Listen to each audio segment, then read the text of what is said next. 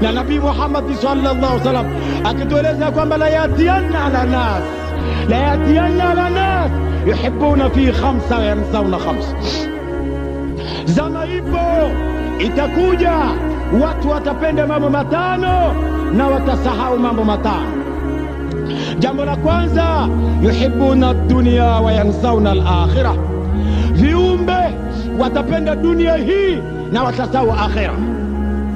Jambo la pili, yuhibbuna al-makhluq wa yansawna al-khaliq. Viumbe watawapenda viumbe wenzao, watamsahau Mwenyezi Mungu Subhanahu wa Ta'ala. Jambo la tatu, yuhibbuna al-khusar wa yansawna al-qubur. Viumbe watapenda manyumba yao na watasahau makaburi yao. Jambo la nne, yuhibbuna al-mala wa yansawna al-hisab. Watapenda mali zao na watasahau siku Mwenyezi Mungu atawauliza kwa mali yao.